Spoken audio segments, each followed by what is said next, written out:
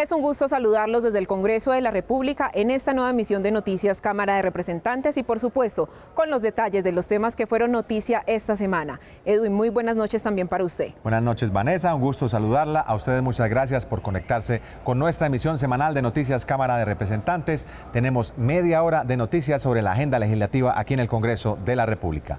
Vamos con nuestros titulares. Pacto Histórico pidió públicamente acompañamiento de organismos internacionales ante presunta persecución política de la Procuraduría a sus congresistas. Por primera vez, indígenas de la comunidad Nucat Vaca del Guaviare llegaron al Congreso de la República, solicitaron acompañamiento del Estado ante problemas de vivienda y salud. Plenaria de la Cámara adelantó por primera vez sesión étnica. Se aprobó proyecto que da mayor participación en cargos públicos a estas comunidades. Posiciones encontradas frente al proyecto de ley que promueve la adopción desde el vientre. La iniciativa espera su segundo debate. Continúa difícil situación de orden público en el país en medio de los diálogos de la paz total que adelanta el gobierno nacional. ¿Qué opinan los congresistas? Toda la información legislativa aquí en Noticias Cámara de Representantes. A propósito de las recientes tensiones entre el presidente de la República, el fiscal general y la procuradora general, la discusión llegó aquí a las puertas del Congreso de la República. El Pacto Histórico, como bancada de gobierno, solicitó el acompañamiento de organismos internacionales. Esta semana se hizo pública una situación que pone en riesgo la gobernabilidad y el derecho a legislar por parte de los ciudadanos elegidos democráticamente. Hay una politización cada vez más descarada de aquellos que deberían dar todas las garantías para el debido proceso y control de lo público. La procuradora Cabello y el fiscal Barbosa han asumido una postura completamente abierta, política en contra de las posturas del gobierno, del Pacto Histórico y de la bancada del Pacto Histórico. Hay un abuso de poder de parte de la Procuraduría porque está inaplicando decisiones internacionales que establecen que una autoridad administrativa no puede privar de los derechos políticos a ningún miembro de elección popular. El constante activismo de la Procuradora en medios nacionales, en eventos públicos, donde funge más como una integrante de las bancadas de la oposición que como la Procuradora y la cabeza del Ministerio Público, que como tal lo dice, el Ministerio Público debe darle garantías a todos los sectores políticos y sociales del país. Por su parte, la bancada hace un llamado a la opinión pública, a la comunidad internacional y a la sociedad colombiana por las presuntas y sistemáticas persecuciones a los congresistas del Pacto Histórico realizadas por la Procuraduría y la Fiscalía General de la Nación. Con el propósito de establecer una ruta clara que logre resolver de raíz las difíciles situaciones de vida de la comunidad indígena Nucat, sus líderes viajaron hasta el Capitolio Nacional para conformar una mesa de diálogo.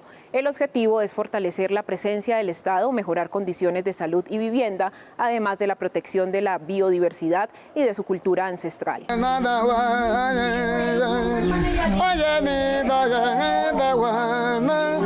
Por primera vez, indígenas de la comunidad Nucat Vaca del departamento del Guaviare logran establecer una mesa permanente de concertación con el gobierno nacional. Crear, digamos, un espacio para poder desde nivel central coordinar unas acciones, unos programas institucionales, multiinstitucionales, digámoslo en esos términos, para resolver de manera integral el tema Nucat. La problemática es de varias décadas. No hay una ruta clara para garantizar el desarrollo de su cultura dentro de sus territorios y varios gobiernos han tratado de resolver sus necesidades, pero todo ha resultado infructuoso.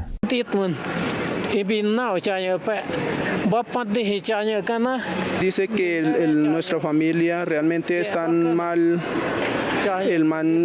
situación por la cuestión de las viviendas, por eso se enferman, que nuestra familia o nuestros asentamientos y están mal por falta de seguridad alimentaria, por falta de salud, educación. La comunidad Nucat Vaca está compuesta por 22 asentamientos y cada uno de ellos por 180 indígenas. En total son más de 4.000 los habitantes nómadas entre los ríos Guaviare e Inírida. Se ha constituido una alta instancia para el diálogo, la interlocución y la concertación para salvaguardar a este pueblo Nucac como verdadera riqueza del pueblo colombiano. Este primer encuentro busca que el país conozca quiénes son los indígenas del pueblo Nucac Vaca, qué función cumplen dentro del territorio amazónico y cómo sus conocimientos contribuyen a la resiliencia climática, dentro de otros grandes avances estructurales en las mesas de concertación permanentes.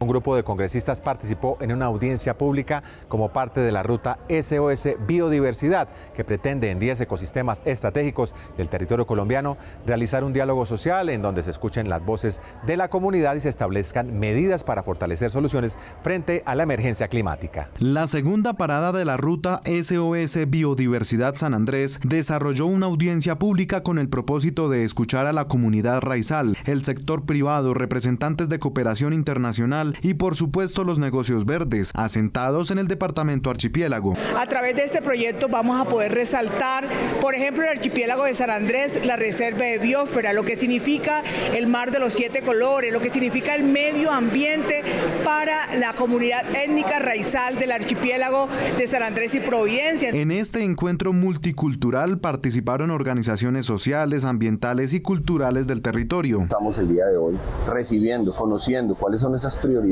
cuáles son esas necesidades, cuáles son esas inquietudes que tiene la comunidad raizal frente al cuidado de la reserva de biosfera. Es muy importante regular el uso y la protección y preservación de la biodiversidad porque es el medio en el que vivimos y es lo que nos da el sustento en toda la nación. A propósito de los negocios verdes, en la Comisión Quinta fue aprobado un proyecto que aumenta la oportunidad de convertir al país en uno de los principales actores del mundo en el proceso de transición energética y una potencia productora de hidrógeno a nivel internacional. Bueno, el hidrógeno verde consiste en incentivar, promover y desarrollar el hidrógeno en Colombia, de cero y de bajas emisiones. Lo hemos basado en 4 pilares, que es la seguridad y la soberanía energética, la seguridad y la soberanía alimentaria, también el buen uso del agua y la descarbonización de los procesos extractivos. Los objetivos globales de estas iniciativas son la reducción del impacto ambiental ocasionado por los combustibles fósiles como el petróleo y el carbón, el fortalecimiento de la seguridad y la autosuficiencia energética en Colombia y la promoción del uso del hidrógeno en beneficio de la seguridad y la soberanía alimentaria, entre otros. Una audiencia pública para escuchar voces a favor y en contra del proyecto que autorizaría la adopción desde el vientre fue citada por varias representantes para nutrir los argumentos que se van a presentar en la discusión de este proyecto. Diferentes representantes expresaron las críticas que tienen sobre este proyecto, entre ellas que se restringen los derechos que las mujeres ya han ganado en materia reproductiva. Este proyecto que aumenta el término a los no nacidos para ser parte de un proceso de adopción, pues le quita los derechos a los que ya han nacido y que son miles de niños y niñas que están en esta ruta de adopción. Uno de los puntos de discusión que yo daba es qué pasa si el niño que se da en adopción, la madre se arrepiente, ¿sí? Ella tiene un mes para tomar esa decisión, si se entrega o no se entrega, y qué tal que ella se arrepienta y no quiera entregarlo, ¿ves? Y asumir su condición de maternidad. Por su parte, el autor del proyecto y Voces Pro Vida manifiestan su opinión en defensa de lo que contempla el proyecto en beneficio de las mujeres. Este proyecto de ley de ninguna manera genera obstáculos para el derecho al aborto, que ya está consagrado por la Corte Constitucional y ya está reglamentado por la misma. Segundo, que se trata de una opción adicional, es decir, no se obliga a la madre a esperar a tener el bebé, no se obliga a la madre a abortar en estas dos decisiones diferentes que se pueden tomar, sino que existe una decisión intermedia, que mientras esté en la gestación pueda tomar una decisión de manera anticipada en ese embarazo no deseado para entregar el que está por nacer desde el vientre. Estamos dando la opción de la adopción para las mujeres con embarazos inesperados que no quieren o no pueden tener y quedarse con estos niños. Las citantes a esta audiencia invitan a los autores de este proyecto a sentarse y conciliar los puntos de desacuerdo para garantizar los derechos de las mujeres a decidir y que la adopción de los 3.600 niños y niñas que hoy están en el ICBF sea priorizada. Excelentes noticias para las madres colombianas. En plenaria fue aprobada para su conciliación la ley Brazos Vacíos. Con esta política pública, las madres que por diferentes circunstancias hayan perdido a sus bebés en los primeros meses de vida o en la gestación tendrán beneficios y acompañamiento integral por parte del Estado. Estamos celebrando la aprobación de la ley Brazos Vacíos, en honor a todos los bebés que se fueron pronto. Porque las familias que pasamos por esta experiencia necesitamos un abordaje empático. Nosotros los profesionales de la salud necesitamos estar formados y capacitados para la atención de estos casos de muerte gestacional. Entre más herramientas tenemos, mucho mejor va a ser el trato que le demos a nuestras pacientes. El duelo por la pérdida de hijos en el periodo gestacional es algo que a la fecha no tenía una política pública que dignificara a las madres y sus familiares que pasan por estos penosos episodios. Brazos Vacíos va a abrir la posibilidad de que el Ministerio de Salud pueda hacer lineamiento de atención en salud mental. Esto es muy importante en términos de garantías de derechos sexuales y reproductivos para las mujeres, en términos de dignidad para ellas y para sus familias. Evitar la pena y tanto dolor a las madres que pasan por estos sucesos es lo que pretenden con esta ley. Yo tuve una pérdida de un bebé que estaba en gestación a los 3 meses y realmente después de ellos no tuvimos acompañamiento psicológico, el trato médico fue un poco complicado e inhumano y eso de pronto ahondó un poco el dolor. Que reivindica un sector de las mujeres que ha sufrido en carne propia los efectos y las secuelas de los accidentes que se presentan en el periodo de gestación, que pierden a sus hijos. La ley también establece que el 15 de octubre se conmemore el Día Nacional de la Concienciación del Duelo Maternal por Pérdida Gestacional y Neonatal. Luego de ser conciliada esta ley por parte del Congreso, pasará a ser sancionada por la Presidencia. Los diálogos con los grupos armados continúan. La paz total del presidente Petro avanza en un trabajo articulado con varias entidades del Estado. Sin embargo, los hechos violentos no cesan. Este es el panorama nacional. Además del ataque a policías y militares, uno de los últimos hechos violentos es un nuevo atentado contra el oleoducto Caño Limón Coveñas. Y hoy le pedimos al Gobierno Nacional, como lo hemos pedido infinidad de veces, fortalecer nuestras instituciones, fortalecer nuestra policía, fortalecer nuestro ejército para poder hoy afrontar la ola de violencia que se está tomando el país. Han masacrado niños, comunidades, líderes sociales, integrantes de la fuerza pública, es decir que si no hay voluntad de paz, el gobierno no puede continuar con esos cese al fuego. Y es que las próximas elecciones territoriales también estarían en riesgo de violencia electoral. Al señor ministro de la Defensa y por supuesto al presidente de la República para que atienda de manera pronta, urgente, esta situación que hoy pone en jaque, que pone en vilo las próximas elecciones del mes de octubre, elecciones a Consejo, Asamblea, Alcaldías y Gobernación.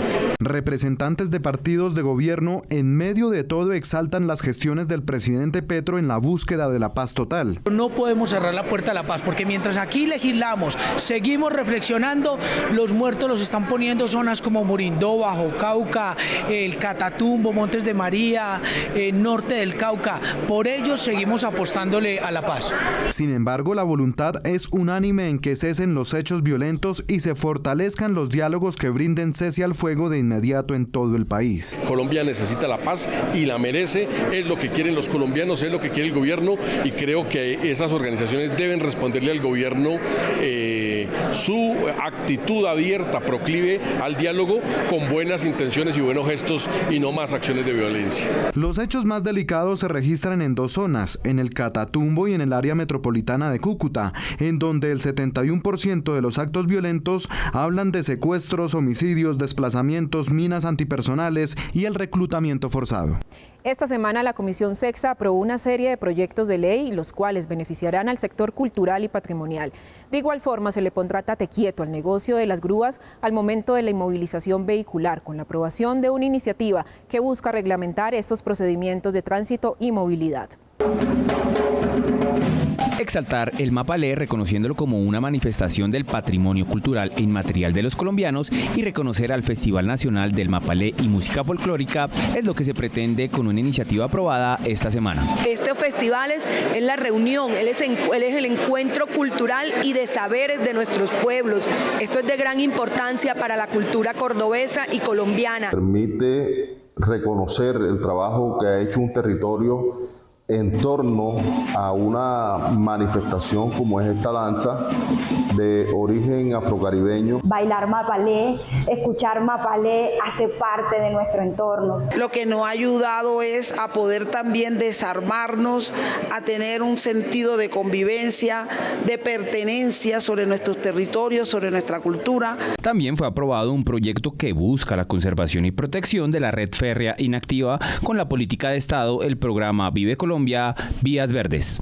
Es recuperar, resignificar ese patrimonio histórico, ese patrimonio cultural y ponerlo al servicio de la actividad física, del deporte, del visiturismo, del senderismo, por supuesto una apuesta de turismo sostenible. Además, la Comisión aprobó un proyecto para frenar los abusos por parte de las grúas al momento de inmovilizar los vehículos. Reglas claras y tarifas justas es lo que se propone con esta iniciativa. Y que el cobro no se realice cuando llevan más de un vehículo en la grúa, pues se le cobra a cada uno como si fuera un solo vehículo, que se pueda dividir entre los diferentes usos que tenga esta grúa. En las próximas semanas, la Comisión presentará el proyecto de la reforma al Código Ferroviario. Para ampliar la cobertura en educación superior, mejorar la infraestructura e invertir en ciencia y tecnología, la Cámara estudia un mecanismo que garantizaría un presupuesto más robusto para las universidades públicas, que hoy tienen un saldo en rojo de más de 18 billones de pesos. En términos reales, la universidad pública funciona con el mismo presupuesto de hace 30 años. Con ese argumento, autores y ponentes del proyecto buscan calcular el presupuesto con base en el índice de costos de la educación superior y no con base en la inflación. El artículo 86 de la Ley 30 define que la plata de las públicas crece con la inflación, como mínimo. Y en la práctica eso se terminó volviendo un techo. Y yo le decía esta mañana al representante Hernando que la inflación mide qué tan cara se pone la papa, la yuca, la leche, y resulta que las universidades públicas no compran ni papa, ni yuca, ni carne, ni leche, sino que, por ejemplo, contratan profesores con doctorado, por ejemplo, compran bases de datos que se pagan en dólares. Apreciados colegas, esa fórmula no tiene sentido, está mal hecha. Actualmente las instituciones de educación superior pública tienen un mecanismo de financiación que parte de una asignación presupuestal desde 1992 y que se incrementa con el índice de precios al consumidor. Esto con un crecimiento de cobertura del 300%. Los mismos recursos con 3 veces más estudiantes en Colombia. Los recursos serán distribuidos teniendo en cuenta las necesidades específicas de las universidades, especialmente en las regiones. Nosotros proponemos en el articulado un plazo de 6 meses para que haya una reorganización de la base presupuestal de acuerdo a la realidad de las universidades, especialmente las universidades de territorio, de provincia, las universidades pequeñas que están en una situación de bastante desequilibrio frente a otras universidades. Esto sin reducir la base presupuestal de las que ya se tienen para que no haya ningún tipo de afectación, pero sí reconociendo otras necesidades de territorio. El proyecto fue aprobado en primer debate por unanimidad en la Comisión Sexta de la Cámara. Y estas son otras noticias en la Cámara de Representantes. Pese al concepto negativo entregado por parte del Ministerio de Hacienda, la plenaria de la Cámara aprobó en su mayoría una iniciativa que saldaría una deuda histórica que tiene el Estado con los concejales de los municipios de quinta y sexta categoría. Dignificar sus honorarios y sus prestaciones es lo que se pretende con este proyecto. Los hombres y mujeres que han sido concejales saben, no pueden tener un trabajo dentro del mismo municipio, pero se ganan menos de 800.000 pesos. De los 116 municipios, 96 categoría 6, 4 categoría 5. Quiere decir que 100 de 116, estos concejales van a estar beneficiados. Y le haremos unas exigencias al gobierno para que no vuelva a negarle el aval de impacto fiscal a este proyecto.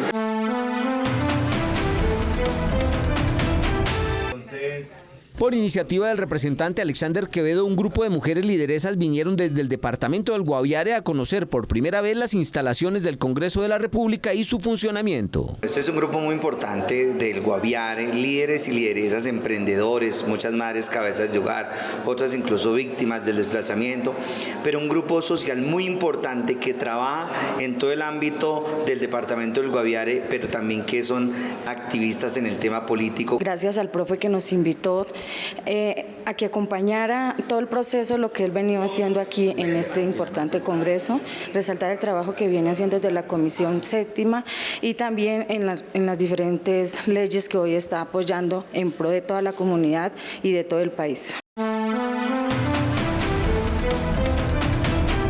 La segunda vicepresidenta Erika Sánchez recibió el galardón Mujer Orgullo de Colombia 2023 por parte de la Fundación Reconciliación Futuro Colombia, que reconoce a las mujeres líderes e influyentes que han aportado su conocimiento en los campos político, social y académico para el crecimiento del país. Estamos haciendo un trabajo social muy importante desde el Congreso de la República, de que la mujer debe seguir ganando esos espacios de participación en este sector que es la política, un sector tan complejo, un sector donde siempre hemos sido víctimas de esa violencia política, y es por ello que de verdad que para mí es un orgullo. Estoy muy feliz de estar hoy representando a la mujer congresista, a la mujer que llegó con la esperanza y la ilusión de representar a su departamento, a su país y por supuesto de representar todos los intereses de los colombianos. El proyecto de ley que busca ampliar el periodo de 2 a 3 años para que las víctimas del conflicto armado puedan declarar sobre su situación fue aprobado en segundo debate por la plenaria de la Cámara. Es un proyecto que va a permitir que más de 600.000 víctimas del conflicto armado en Colombia que no han podido hacerlo van a tener la opción de poder realizar su declaración. Y lo más importante, que va a generar las condiciones reales de que muchas de las víctimas que también habían declarado, pero que por circunstancias no se les reconoció, porque declararon extemporáneo, también van a tener la posibilidad de volver a declarar. La Comisión Primera de la Cámara de Representantes aprobó el proyecto de acto legislativo con el que se reduce el receso legislativo de los congresistas.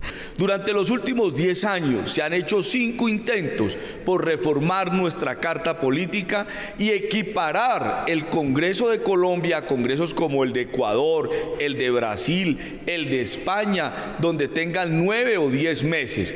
Con este acto legislativo, que ya pasó en su séptimo y le queda solo un debate, vamos a tener un mes más de trabajo. Vamos a ingresar ya no el 16 de marzo, sino el 16 de febrero. Por ley, cada 6 meses el Banco de la República debe dar un informe a la Comisión Tercera de la Cámara sobre el panorama económico del país. Esta semana el gerente del emisor presentó ese informe y afirmó que se espera que la inflación siga bajando en lo que resta de este año. Durante la sesión, el Banco de la República hizo una radiografía de cómo ve la economía colombiana. Se pronosticó que el crecimiento del país este año será del 1%, que el emisor podría alcanzar utilidades récord de 11 billones de pesos y que la inflación podría bajar de 2 a 1 dígito. Estoy seguro que con la política monetaria que tiene el actual Banco de la República y la política hacendista que tiene el actual ministro de Hacienda, las cosas se tienden a componer.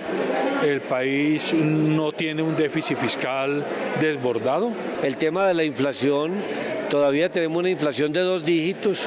Pronostica el banco que en 2 años esa inflación puede estar cercana al 3, creo que es demasiado optimista. Para lograr bajar la inflación, la mayoría de los bancos centrales a nivel mundial subieron las tasas de interés. En Colombia, por ejemplo, gradualmente se pasó de tener una tasa del 1.75% al 13.25%, lo que ha llevado a que la inflación en el último mes empiece a ceder. Pero hay preocupaciones porque se asegura que el aumento en el precio de la gasolina podría detener ese descenso de la inflación. Que es imposible pensar en una disminución de la inflación si no se tiene en cuenta que el aumento de la gasolina pues va a ir directamente a altos costos de los alimentos. Lo que tenemos que monitorear es qué tanto sigue bajando alimentos y qué impacta combustibles para que el incremento en el precio de la gasolina no nos vuelva a disparar la inflación hacia arriba. Pero desde el Banco de la República se aseguró que esta medida se debe seguir manteniendo. Es doloroso. Es costoso para la opinión pública, frente a la opinión pública, hay personas afectadas cuando se aumentan los precios de los combustibles, pero no hacerlo termina cobrándose en el futuro de una manera perversa. La política monetaria del país seguirá siendo tema de análisis en las comisiones económicas de la Cámara de Representantes. En reconocimiento a los aportes históricos que los grupos étnicos, indígenas, afrocolombianos, raizales, palenqueros y gitanos han hecho al país, la Cámara de Representantes institucionalizó la plenaria étnica, que se realizará cada mes de mayo con ocasión a la abolición de la esclavitud en Colombia.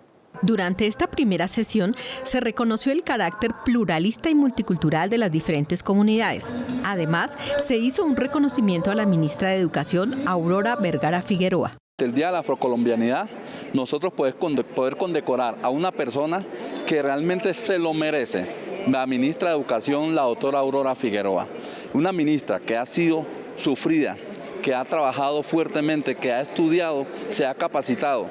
En el mismo escenario que sirvió en 1856 al primer congresista negro, Luis Antonio Robles, ser partícipe del Congreso, se aprobó un proyecto de ley por el cual se establecen mecanismos de participación laboral para las comunidades en las diferentes entidades del Estado. En el marco de la conmemoración de la plenaria étnica en Cámara de Representantes, se aprueba un proyecto que visibiliza a su gente y a su población.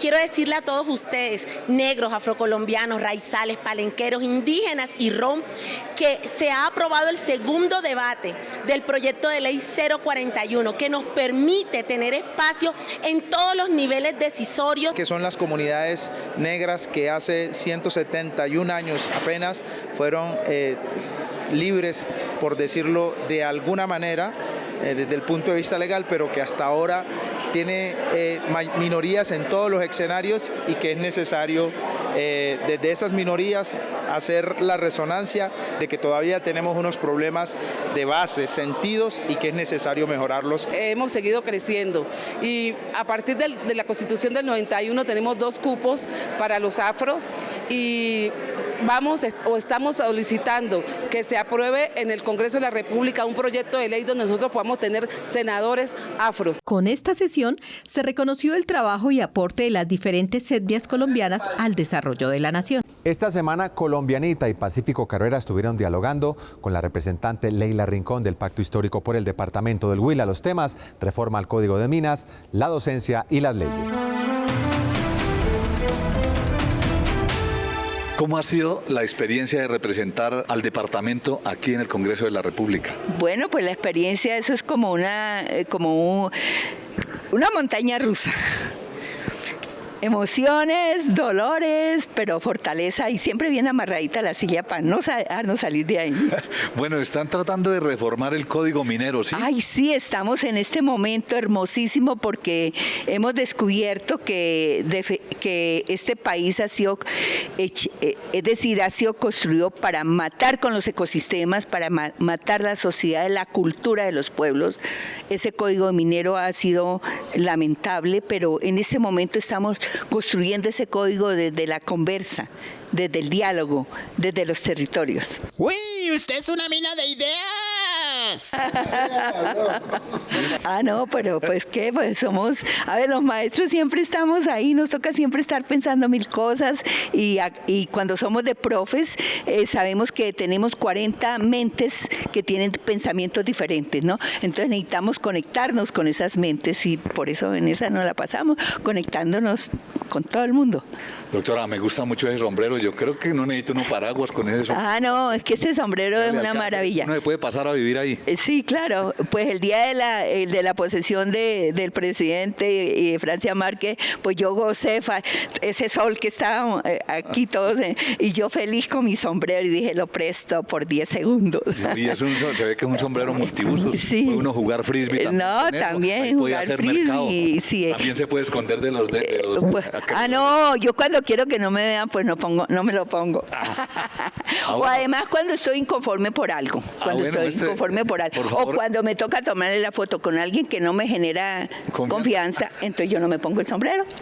Bueno, entonces, por favor, necesitamos que conozcan a la profe Leila sin sombrero. Sí. Pues es como difícil porque ya estoy enseñada. Claro, así, ya ¿no? estamos acostumbrados. Ya es otra persona. Entonces, claro, listo. La política es esta. Muchas gracias por acompañarnos aquí en País Pacífico. Doctora, ¿será que usted me le puede dar de comer a Colombianita? Pues claro, desde luego hay que dar de... ¿Nos promete que nos va a ayudar a los campesinos y a los desplazados de Sucurul? No, pues desde luego, mire, ese sombrero es el símbolo del campesino. No nos vaya a dejar como tiene a Colombianita ahorita, doctora. No. ¡Ay, esta bendita! Y que siga trabajando por la paz, porque todo el mundo habla de paz, pero nadie se compromete. La paz sea con usted, Colombia. Sí. Vanessa, hemos llegado al final de esta nueva emisión de Noticias Cámara de Representantes. A ustedes mil gracias por su sintonía. Los esperamos dentro de 8 días con toda la información legislativa. Así es, Edwin. Hasta pronto y les recordamos seguir nuestros canales digitales para que siempre estén bien informados con la Cámara de Representantes, la voz de las regiones.